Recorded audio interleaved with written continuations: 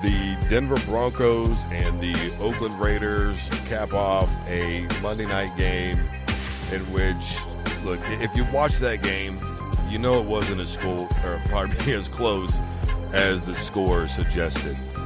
And look, for one quarter of football, from a lifelong Broncos fan, for one quarter of football, I could appreciate where the Oakland Raiders are coming from. I could appreciate the way that they played. And I like the fact that the Oakland Raiders kind of looked like the 70s, 80s, and 90s Oakland Raiders. For one quarter of football, that is. Because I'm going to tell you what, man. They came out with arrogance. They came out with a chip on their shoulder. They were jawing. They were hitting people in the mouth. Offensively, they were doing whatever they wanted to do. Defensively, they were suffocating the Denver Broncos. They didn't allow them to breathe. And if they would have played that way for an entire football game, to be honest with you, I think they would have won 49-0.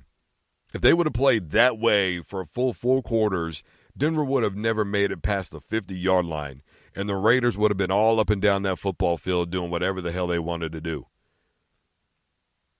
There was a dramatic dip into the second quarter. Oakland didn't put up any points. Denver didn't get on the board either in the first half, but at least the Raiders did something, right? And look, Denver, their defense sort of began to step up a little bit in the second quarter, but I really felt like all that mess that was Antonio Brown was really kind of what was driving this football team. Look, even John Gruden looked like John Gruden on the sidelines again. I mean, it was just a different feel watching the Raiders play in that first quarter. In the second quarter, you just sort of seen all of it just dip off, man. Play calling seemed to change. The intensity seemed to drop off, and it just wasn't the same Raiders football team. Now, they did come away with a victory, and ultimately they did dominate Denver. But I'm also going to say this. Denver's offense looked like they were a tune-up game, like they were Stephen F. Austin for the Alabama Crimson Tide. I have no idea what was going on with that play calling with Denver. Seriously. First play of the game, and you run a reverse to your tight end, Noah Fant. You've got 2 solid running backs, Phillip Lindsay and Royce Freeman. And you're going to tell me that through 3 quarters of football, because, fourth quarter picked up, but through 3 quarters of football, you couldn't get those guys to really get out in space, some creative screenplay, some creative play calling. Because if you were to ask me, this football team is technically built for Joe Flacco's style of football. You could have easily gone, 2 back pro sets, play action. But, Denver's just so enamored with this zone thing. And I've been talking about it for a long time. And, look, it's been time for Denver to modernize his offense. I think that you're going to see these fans start calling for Drew Lock. I mean, it's probably not going to be much of an improvement, to be honest with you. But, and the most popular player on any football team is the backup quarterback. But, I mean, at this point, you might as well, you drafted him, you traded up to get him early in the second round. A lot of people thought they were going to take him first round. And I think Denver probably did that as a safety net so that way maybe they could justify whatever happens with him by getting him in the second round.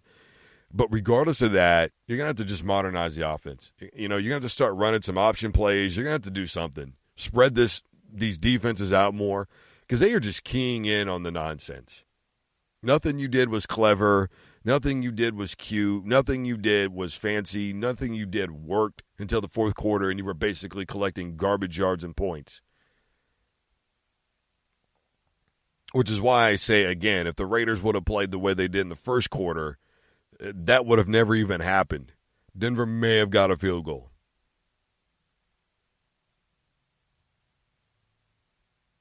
I'm telling you right now, this Denver team looked bad.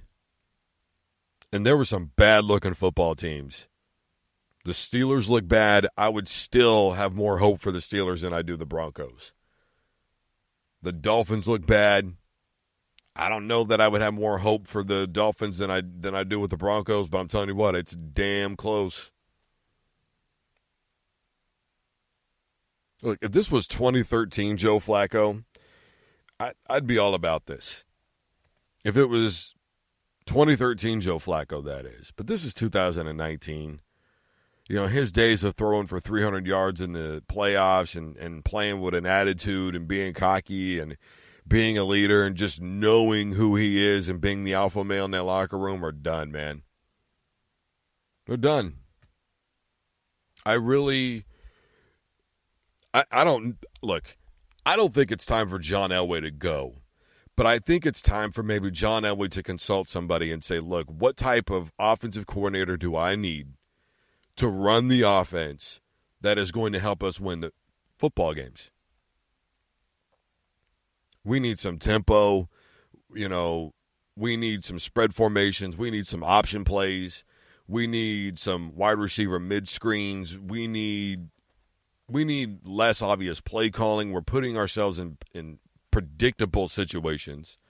It's just not, and you know, they look like they didn't even want to be out there, to be honest with you. See, one team looked like they wanted to play a game of football. The other team looked like they were there collecting a paycheck. Now, I'm going to take a second here and let you guess which is who, but I'm telling you, you don't need a whole hell of a lot of time to think about it. Okay, so I'm looking for Oakland next week against Kansas City. I know that Mahomes is on a bad ankle, and I know that there's no Tyreek Hill. But Sammy Watkins, you could almost say, reestablished himself in this league as I'm still a premier guy. And he really took up for his quarterback with some runs after the catch, knowing that Mahomes was a little ginger because, as I made mention, Kansas City couldn't throw to the left side, right? So they started throwing the football short, and they started having long drives, running the football a little bit more. But Watkins really still stepped up for his quarterback. And I think he made people remember who he really is. You still have Travis Kelce, decent enough run game to get you where you want to go. Patrick Mahomes, I think, a couple days off of that ankle. Who knows what it's going to be? Obviously, we're keeping track of that. But I really feel like that's where the Raiders are going to get tested. Because the AFC West, to me, is still a conundrum, right? I know that overall the Chargers, to a lot of people, look good with their running game without Melvin Gordon. That's kind of a wait and see to me as well. But I think to begin the season with, we're looking at the Denver Broncos, and usually I'm a week one, let's kind of wait guy, but what do you have to go off of? Maybe if I look at the Bronco fan goggles, I can go, well, we did put up some points and we fought till the end, and that's a good sign. Or I can go, look, it's 4 quarters, and you don't get to wait until the 4th quarter before you start playing football. And you've got to be prepared from the beginning. That's what camps are for. Preparation in the locker room is for. Watching game film is for. Going through the game plan is for. The walkthroughs, all this stuff. Everything that you do is about getting ready for football. One team looked like they'd had enough nonsense, and they were pissed off. They wanted to be there. They couldn't wait to hit somebody in the mouth, and they were confident. And another team looked like it was just too late at night for them to be having a football game, man. I'm a little tired, bro. So, regardless, props to the Raiders. I do hope that the Raiders are back. Speaking again as a lifelong Broncos fan, because I love the rivalry. And to be honest with you, the NFL is better when the Raiders and Browns are good football teams. It's just better. Don't ask me how. I can't explain it, but I think that we all know the league is better when those two teams are good. It doesn't have to be an 11-5, 12-4 year every year for those teams. But come on, 9-7, 10-6, knowing that they're going to put up some damn good football games, and it's never going to be an easy victory for anybody, and they play with that attitude and, that mentality of come get it. Yeah, absolutely. The NFL is definitely better when teams like that exist, especially when they're the Raiders and the Browns, man. Guys, I am Drew Duncan, host of the Full Court Press. Facebook, Twitter, and Instagram is all at Drew Duncan 83. You can find me on YouTube. Simply look for Drew Duncan. The Full Court Press is on Facebook, Twitter, and Instagram as well. And don't forget, you can listen to us wherever you listen to podcasts. Simply tell your device to play the Full Court Press by Drew Duncan. And as always, don't you dare touch that dial.